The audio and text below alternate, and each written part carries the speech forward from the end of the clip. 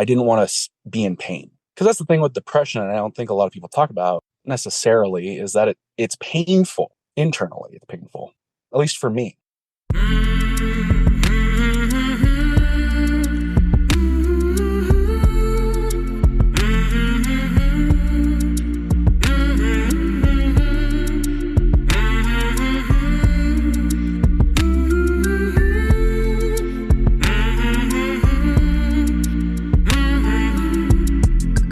Hey there, my name is Sean, and this is Suicide Noted. On this podcast, I talk with suicide attempt survivors so that we can hear their stories.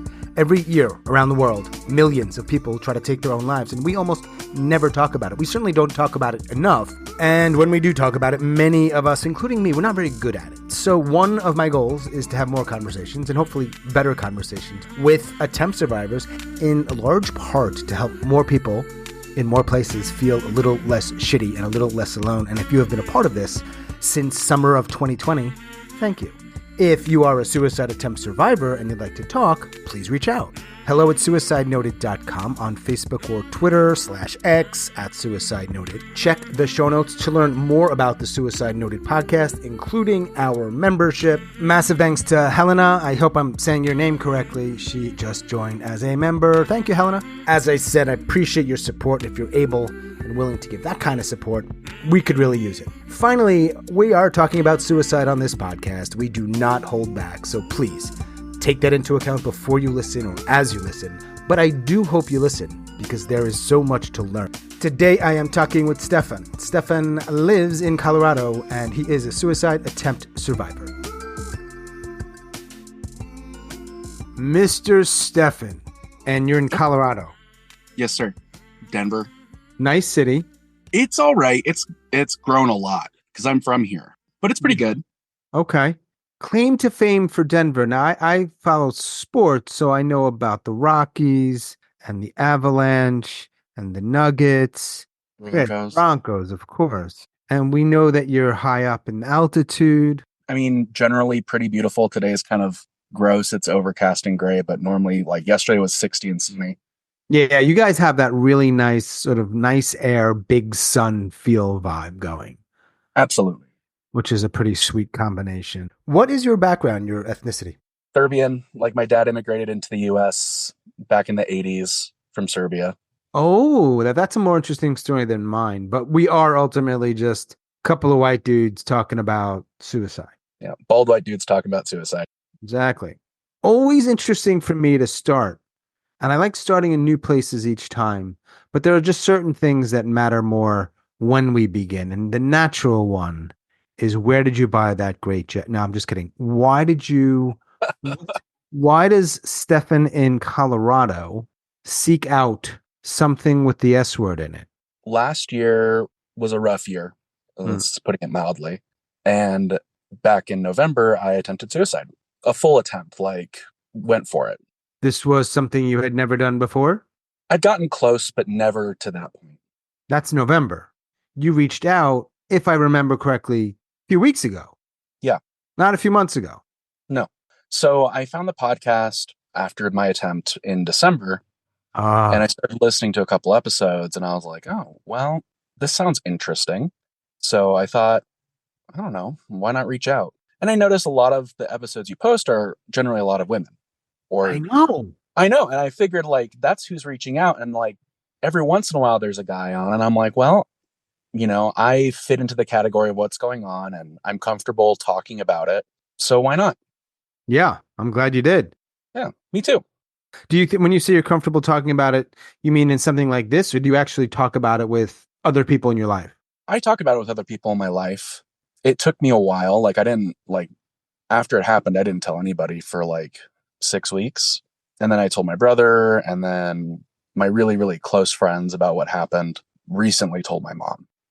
How did mom take it? That was the hard one. She did all right. She did better than I thought she would do. It was intense. Yeah. I don't really know a better way to say it, because it's hard to tell your parents that. And she's a fixer. So for her, it's oh, okay, how are we going to get you better? What are we going to do? I'm like, I don't need that. I just want you. I just want my mom here, Did she connect with what you were saying? No, yeah. Not a good or bad thing, but if you're a fixer, you're a fixer. She was able to just sit there and listen. and be there for me, which was huge. Yeah. Good for mom. Go mom. Go Stefan's mom. She's a great lady. I'm really lucky to have her. Gonna go out on a limb and say she probably feels the same way about you. Oh, I hope But so. I've stressed her out a lot in the last year, but I yeah. hope so. Now before we sort of like dive in, really, well, we have already. Why are you in a car? I wanted some privacy. My brother's at home right now, and then I have to go to work after this. So, Kind of work. I'm a nutritionist. Cool. Yeah, it's all right. I'm kind of actually looking to get out of it. Just I've done it for 8, 9 years now. What are you gonna do? I don't know. I kind of want something with a little bit less emotional responsibility for other people. Because even though we're talking about food and diet and supplements, Yeah. I get people coming in crying sometimes. And it's like, I can hold that space, but I got to work on me too right now. Sometimes I wish I were just like some sort of craftsman. Right. Yeah, like I build cabinets for people. That's not easy, I know, but like, and yes, in business, you might deal with an angry customer. There's always some emotional component, but like the bulk of the time is like you're making or building or maybe even fixing. I was like, that might be better in some ways for me. Oh, yeah. No, I fully understand. I thought I was going to do art when I graduated high school, but I ended up going into a science field because my mom is a naturopath. Okay, well, very well balanced. So you go back in your life and you think about growing up, you're in Colorado. Given the context of what we're talking about, what was that like for you? Well, I wouldn't say we had easy lives growing up, or we had a single mom. Dad was not really present and an alcoholic, so he wasn't really in our lives much. It was tough. I mean, I didn't realize how poor we were until I got older. Like us going out to do something would be go to the mall to look at things we can't buy. And around people probably not that far from you who are not poor. Yeah. In 2007, we moved to Hawaii. I was in 8th grade and we're living on 20 acres in the woods. My mom's an interesting lady. What island? Big Island. Big Island. That's Hawaii, right? Hawaii. Yeah. Hawaii. And you're in the middle of the woods with what, your brother? With my brother, my mom, and her partner. The hell were you doing there? Fantastic question. I'm known for that, Stefan. It's a good one. I mean, the reason she moved out there, she wanted to be more self-sufficient, have property, build a house, open a healing retreat. Because again, she's a naturopath. That's what her dream was at the time. So we moved out there in 2007. There are parts I missed, but it was a rough time. A lot of poverty. Me and my brother lived in tents for 3 years. My mom and her boyfriend were in tents the whole time, but like 10 by 10 tents, pretty big. Still a 10. So we were building the house, clearing rainforest, like gardening. We grew, I would say, probably 80% of our food. Pretty cool. But maybe for a 13-year-old, not great. I don't know. Yeah, no, it wasn't great for a 13-year-old. Gave me a lot of really great life skills. Gave me a lot of perspective. I have a hard time with some people who don't have a realistic idea of what going without is, Mm-hmm. So I'm gay, and I've gone on dates where guys are like, "Oh yeah, I spent $400 on jeans." I'm like, "That's what I would spend on jeans in 3 years." Like, you don't have a concept of what like actually working for it means. I guess not even that really, but like complicated. Going without and really understanding what you actually need and what's just frivolous extra. So those were mostly first dates. Yeah. Yeah. Okay. I was like, oh, like you won't understand me as a baseline, as a human. Sometimes don't you wish you were just fucking rich? All of it. I would go back to the woods and no one would ever hear from me again, except my family. I mean, let's not candy coat it, man. Being poor, well, going without it can be really fucking hard. It's traumatizing in a lot of ways. My last boyfriend, we were together 5 years, and I told him this story, and I was like, ha ha ha, isn't this funny? But me and my friend, we were in a PacSun in the mall, and we found someone left a McDonald's bag with a half-eaten burger in it. We tore off the half-eaten bit and like ate the rest of it, and we were just like so hungry. Because you're teenagers, like you can never get enough to eat, and we were eating twice a day, like dinner and maybe lunch at school. Sometimes like a breakfast on the way in if we could afford it, because it's expensive out there. Yeah.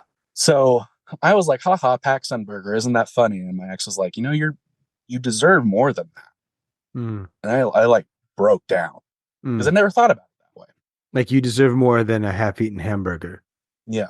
I never really thought about it like that, because in that moment, you're just surviving. You're just getting what you can.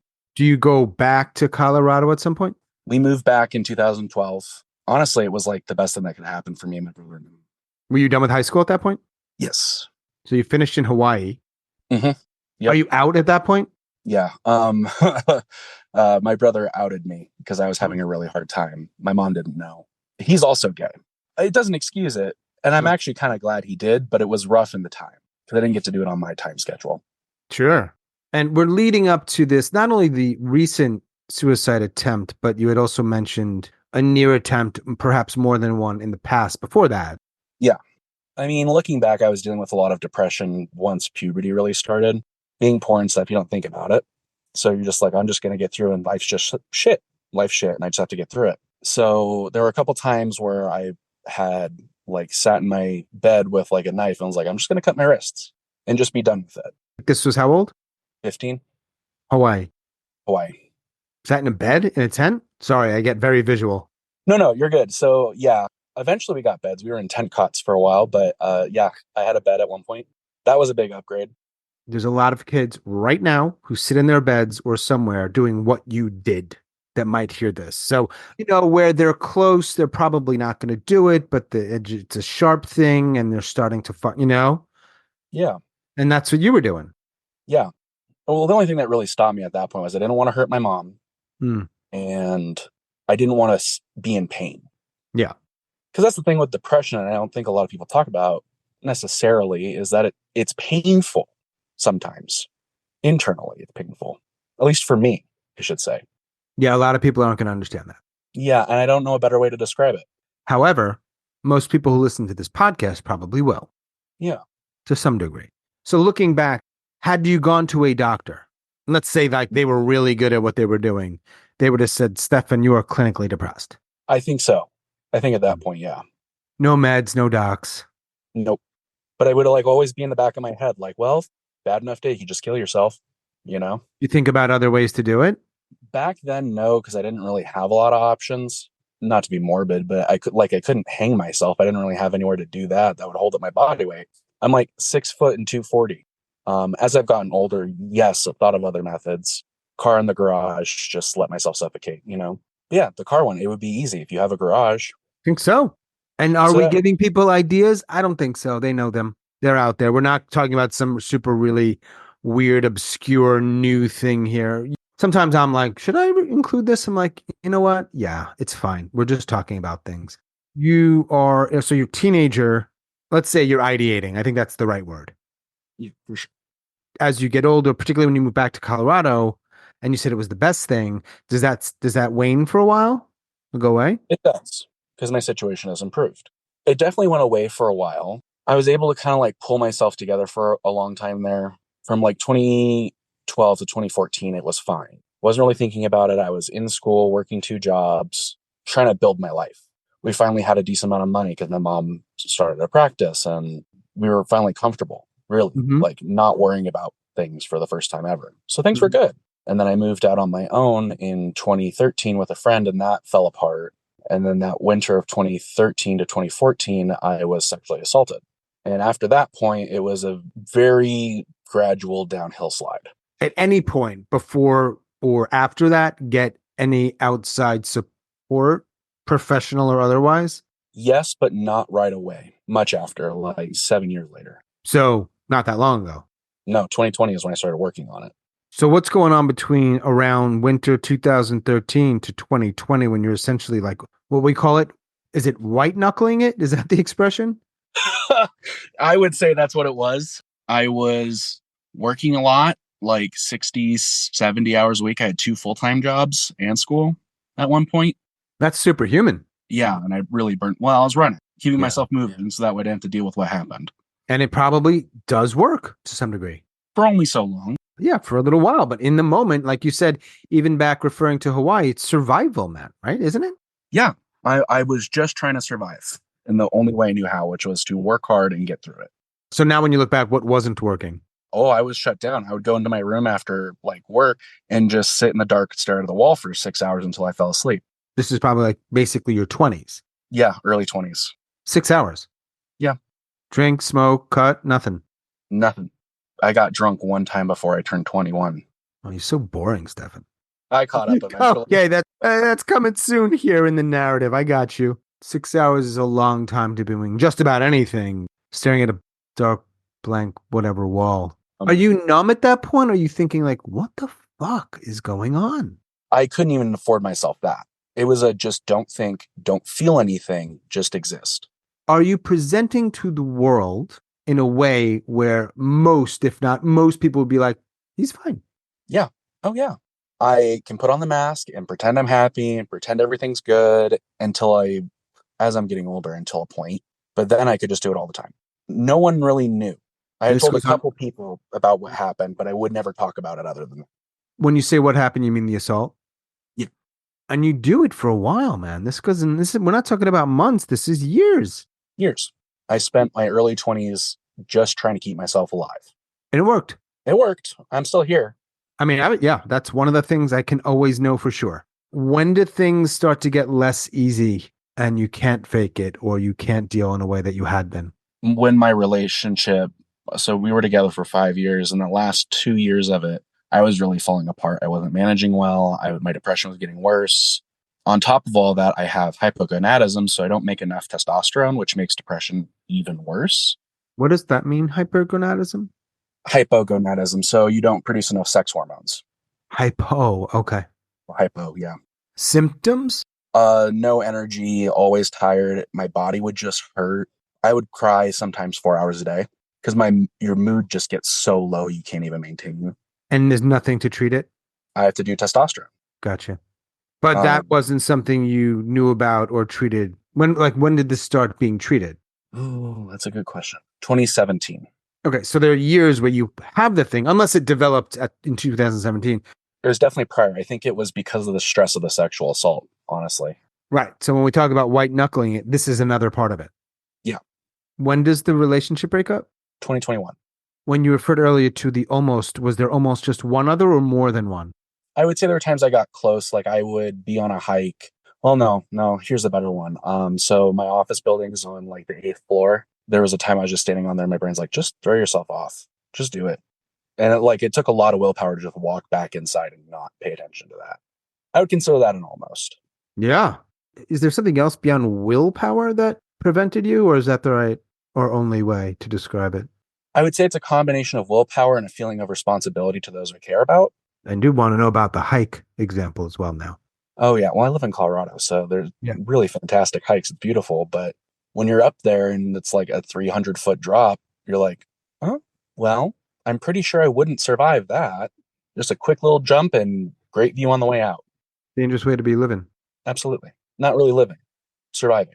Your relationship breaks up in 2021 and you try in 2023. Yeah. So what are those 2 years like, or 2+ years? I mean, I was kind of out of control the last 2 years. In the time period since 2019 to now, we've had 5 deaths in our family. My great uncle died. My aunt, who was 39, died. My dad's mom died. My grandpa died. And then my dad died in 2022. Wow. At what point did you say you started getting counseling, therapy, whatever the right word is? Well, I've been in therapy on and off, kind of more as like if things got really intense and I just needed an outlet, I would go. Yeah. But I wasn't getting anything consistently until 2020. Till 2020. Did anyone ever put you on meds? No, because I wasn't seeing a psychologist. I was just seeing a therapist. Sounds like 2020, which also is COVID, obviously. That things get rough. It started out okay, and then it got rough. Because you're dealing with your own relationship and death in the family. So I'm always wondering how people cope. Now, you did mention earlier something about catching up with alcohol, so that's on my mind. But like, how are you coping? At that point, it was, I really wasn't. I started smoking in 2019. Cigarettes. Vape first and then cigarettes in Vape 2020. to the cigs. Got you. I do everything backwards. So I started that way, started smoking. I then started smoking weed pretty consistently, and that was a way to cope for a while. Mm-hmm. I would wake and bake like every day for years, which, if anything, it could have been okay. But after me and my ex broke up, I started hanging out with some friends who we'd go to raves and do stuff. So I started doing Molly or shrooms or acid. I really went into the party club scene hard from 2021 to 2022. Like those 2 years, I would say 2023 was not really that. I had my 20s and my late 20s, my early 20s.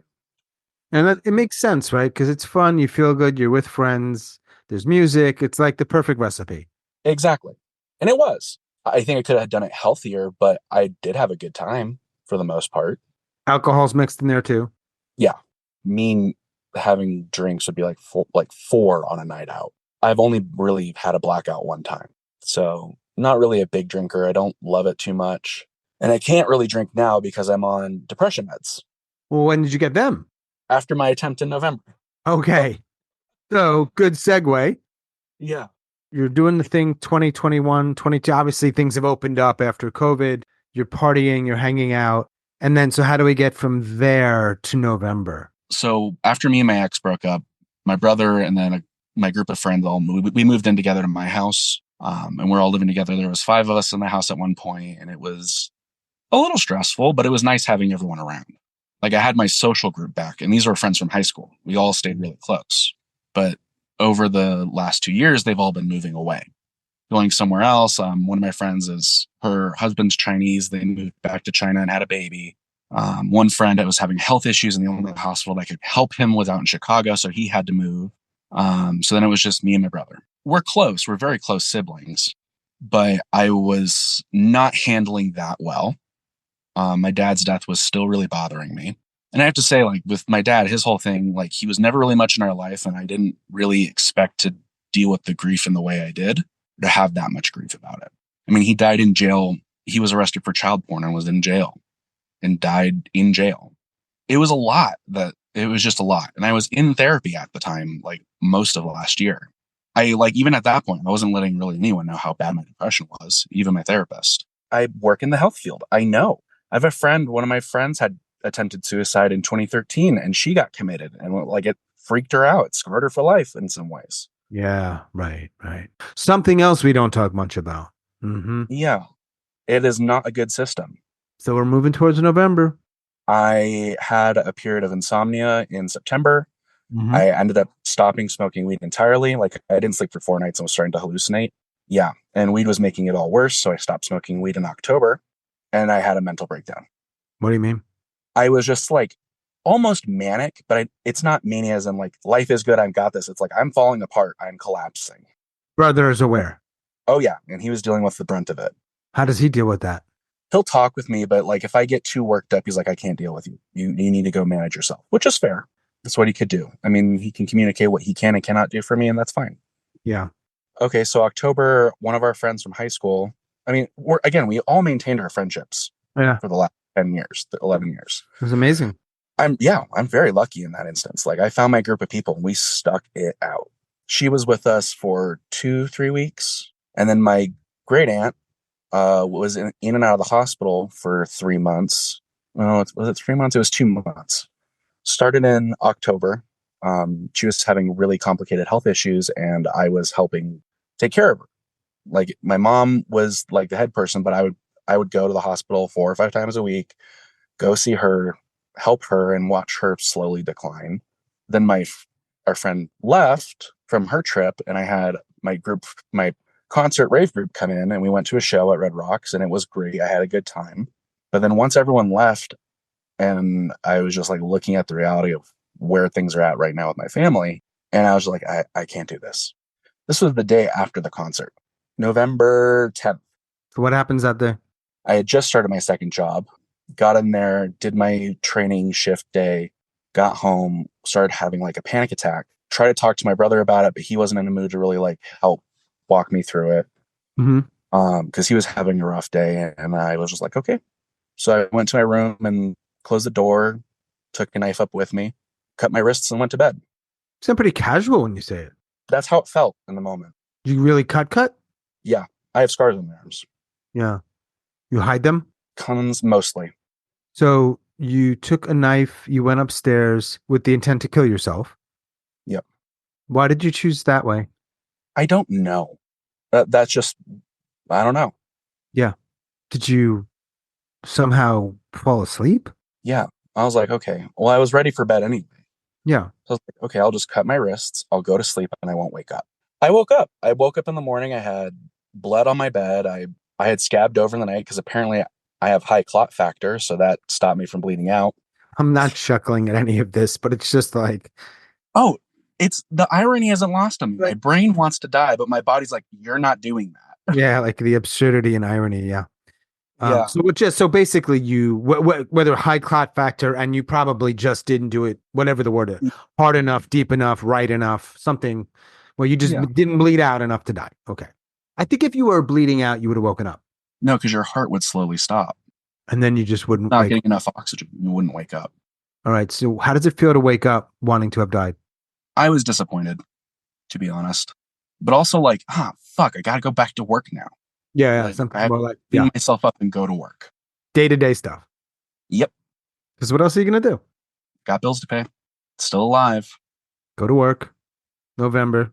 Find the podcast not long after that. No. Because I was like, I need to hear something other than my own experience. Like find other people's stories, like getting through it, surviving it, Because then I was on the other side of it and I had survived. Yeah.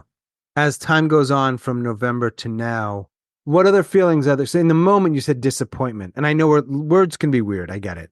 As the time goes on, and maybe who knows, influenced by these stories that you heard, but other stuff in your life, does that change that disappointment? Does that morph into something else or other things? Yeah, it turned into shame. Uh-huh. And shame breeds in silence, so it only gets worse if you don't talk about it. So that means you were not, no one knew. No one knew. Brother. Didn't know. Hid the scars.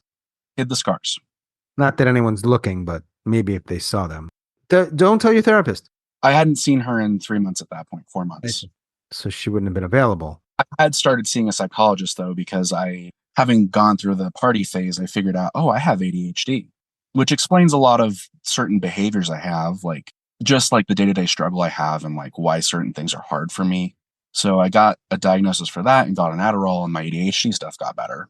And I did tell her about my depression and I'm not on my testosterone because I can't afford to go to the doctor to get on my prescription. But we had talked about getting on an antidepressant. In that first session, I was like, I want to try some other stuff first, see if I can get this managed. And after that, I was like, nope, we're going to start me on an antidepressant. I had told her about what happened. She goes, you should have called me. I was like, I know, but I didn't want to. You wanted to die. I wanted to die. But she, we figured out a plan in case I get like that again, got me on medication. And the medication's been all right. I mean, it has its side effects, but for the most part, the suicidal ideation doesn't really stick anymore. So it's gotten better in some ways. In some ways. The depression's gotten better, but the emotionality of what happened didn't really hit me until the end of January.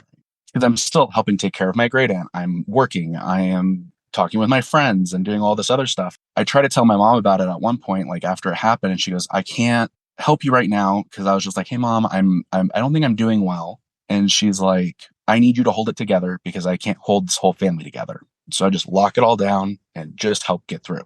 Mm-hmm. End of January. Because I shut the emotions down.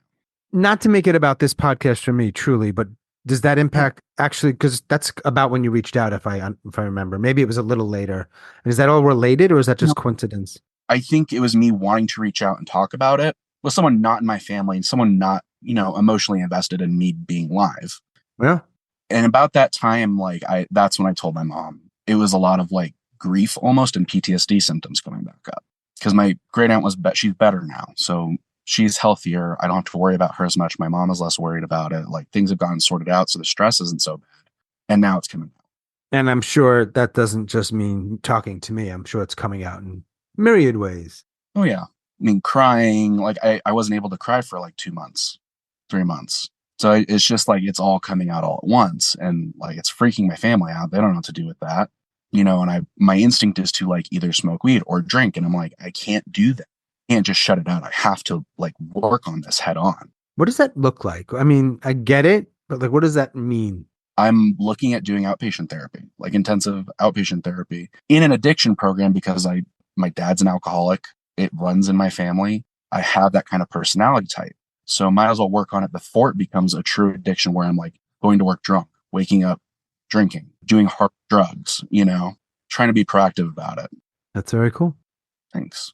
Sucks, but so I got to a point where I was like, well, if I'm going to be alive, I might as well enjoy my life and do what I want to do. And to do that, I need to be healthy. I can't just be surviving. I want to actually reach a point where I'm thriving. Do you have a goal in mind? Like, have you set a date? You're like, it'd be cool if I reached that point kind of within X period of time.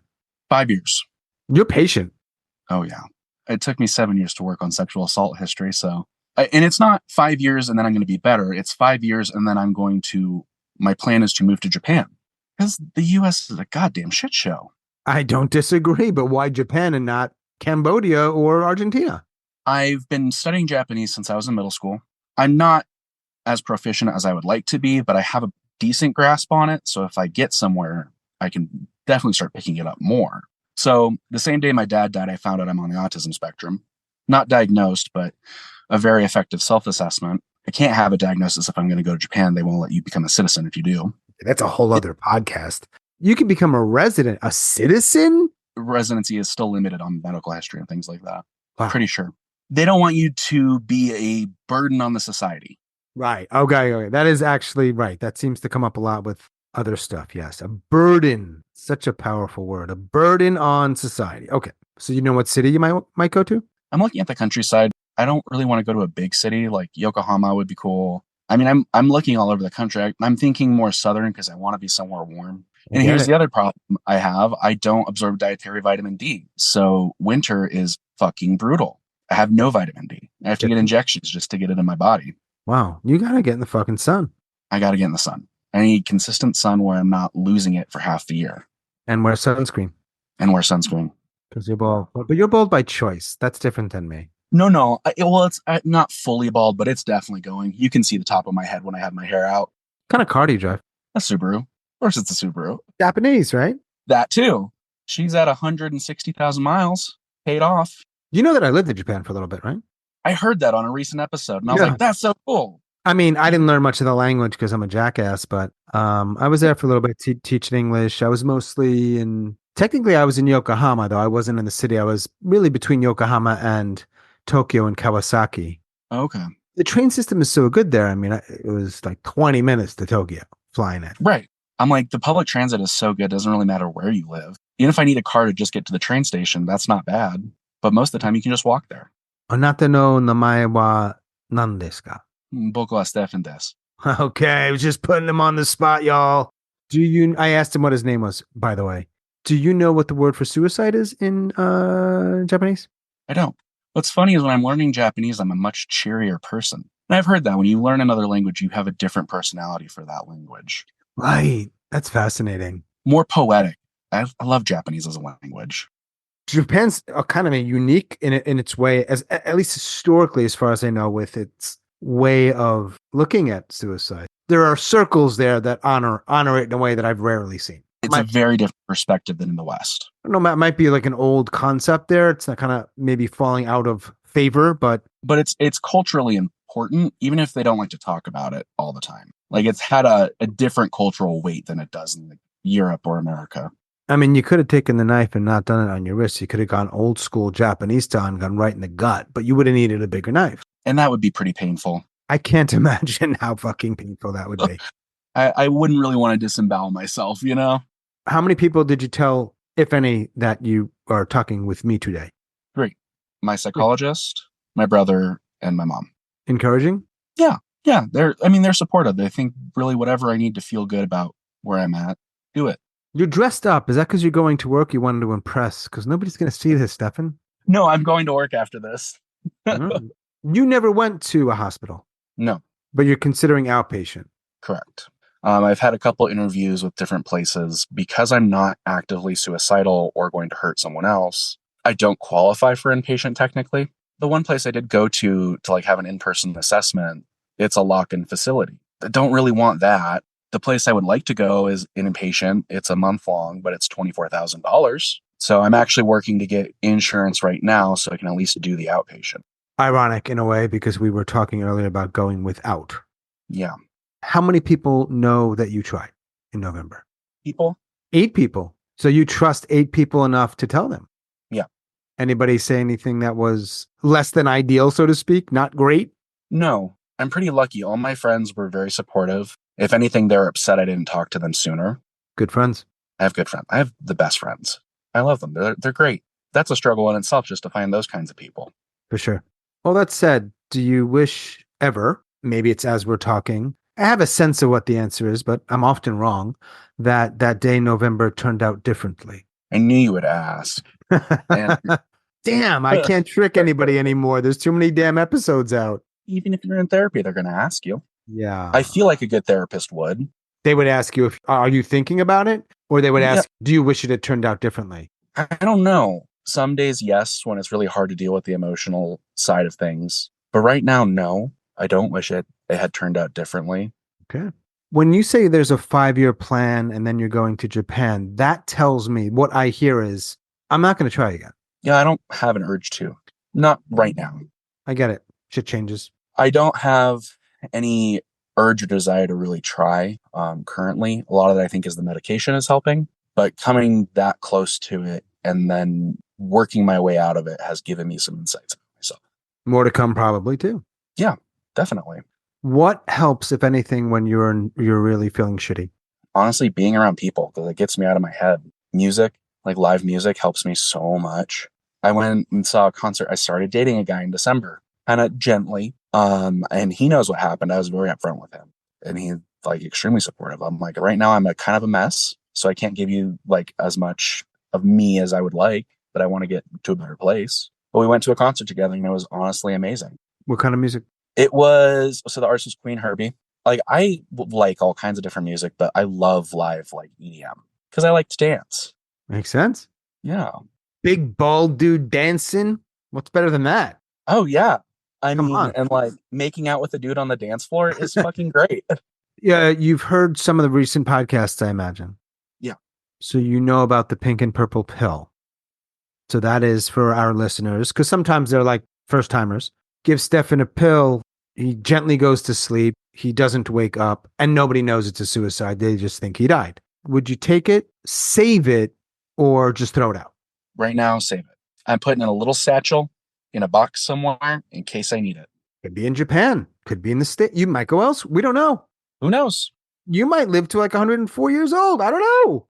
You know, I'm writing that right now where it's like, I don't know what life is going to hold. It could be better or worse, but I'm actually okay with seeing how that turns out. I think this is my final question. Then, of course, you can add anything else you want. Are there particularly any myths or misconceptions? I know you knew this was coming, but particularly those that haven't already sort of come up in the conversation as they tend to do. I think the big one, again, in my personal experience, depression is painful. It's emotionally painful, at least in my experience and my time with it. Because you want to be alive and part of everything else, but you can't. And I think a lot of people don't understand. It's like, oh, I'm not just sad. It's that my brain wants to be dead, but I can't. I think a lot of people, at least if they're coming here, hopefully have a better idea of what depression is. It's like being trapped in your own like emotional body. Yeah. Yeah. I mean, nothing that other people haven't said. I don't think suicide is necessarily selfish because you're not thinking, oh, well, I'll just end this for me and no one else will be affected. It's like, you know, it's going to affect other people. Yeah, of course. I would imagine most, if not all, sure. But you just think your lack of presence will give them relief, at least in my case. I actually do have one more question. Do you think people who try to end their lives are, by definition, mentally ill? I used to think yes, but I don't now. I have mental illness, but I don't think everyone who wants to die or wants to end their life is mentally ill. I think that sometimes, especially depending on your circumstances, it just seems like a better option than continuing to suffer. In America, at least, or at least countries who come from a lot of like religious backgrounds, can really put a lot of importance on suffering and the nobility of suffering, which I think is just inhumane. You're not supposed to suffer all the time. It doesn't make you a better person. It doesn't make your life more meaningful to suffer. There's a lot of people making a lot of money off of people suffering, right? I mean, a lot. I think part of it too is just capitalistic culture of here's a product, I'm going to sell it to you. And the product is you will be okay. It's the transactional nature we've made also. That's part of it all. It's like everything's not everything. I'm being a little hyperbolic, but more and more just has that feel. It does feel that way. Again, I would love to go be inpatient therapy, $24,000 to be better and healthier and whole. It has a price tag. It's easier being rich. It's easier being rich. Like, just let's say it. It is. It might be suicidal. Many things are easier. You have more access. You also have more cushion, which maybe is the same thing. If X, Y, and Z happen, major depressive episode, can't get out of bed for 3 weeks, you have money. Right. You might be able to have somebody who can help you, and you can pay them to go buy you food, whatever the details are. That wasn't a great example, but it's different. It's different. You can pay your way out of the things that everyone else has to struggle for to just survive. You just survive. And that might not be enough, but you have some of that. So if you're wealthy and listening, you might not want to ever talk to me. I hope you do. I won't shit on you for being wealthy at all. Maybe you'll have some insights. Pointing out, maybe they'll have some insights that I'm completely unaware of. I mean, I'm not rich, so I don't know shit, but, I know some wealthy people. Yeah, anyway, that's just an observation. And I do think a lot of it is around capitalism. Maybe, yeah. It's hard when it's so tied into every other part of our system. Yeah. I think unfortunately it is part of it. It seeps into everything. And then, people will be like, well, what do you want us to be, like a communist guy? I'm like, well, if we have only those two choices, like I think we can. It's not black and white. Right. It's a la carte. Get what you want, How often do you shave your head? Once, twice a week. Yeah, me too. Okay. But you groom your beard, right? Oh, yeah. Every day I make my own beard balm, beard oil. Sounds complicated. Anyway, I do have a little beard envy happening right now. Damn, man. Everything's so goddamn complicated. At least I just want things to be easy, Stefan. I keep saying the same thing, man. I don't think life is that easy. Yeah, no, I think I'm finally learning that. And it took a long time.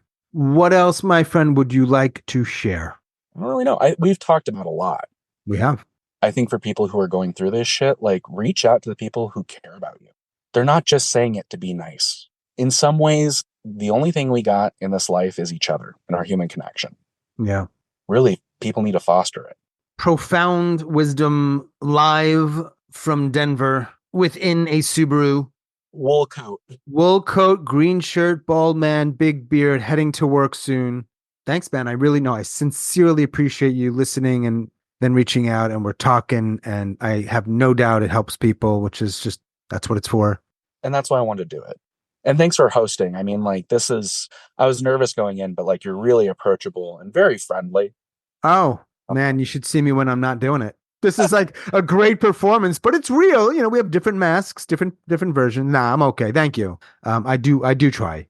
I think with the topic, your approach is very amenable. It feels real. It doesn't feel like I'm under my microscope trying to be fixed. Just witnessed, which is huge. Not small. And I suck at fixing shit anyway, so why bother? I just can't do it. But it turns out to be a good thing on this podcast. It's not my jam. I think so. I think you found a good niche, and I really appreciate the work you do. It's been helpful. I hope your day is decent. Or maybe even like a little more than that. I think it's going to be a good day. I hope you have a good day and you find something to be happy about, Sean. Thanks, bud. I appreciate it. All right, get out of here, bald man. Thanks again for talking. Yeah, thank you so much. You have a good day. Take care, my man. Bye-bye. Ciao. As always, thanks so much for listening and all of your support. Special thanks to Stefan in Colorado. Thanks, Stefan. If you are a suicide attempt survivor and you'd like to talk, please reach out. hello@suicidenoted.com on Facebook or Twitter/X @suicidenoted. And that is all for episode number 206. Stay strong. Do the best you can. I'll talk to you soon.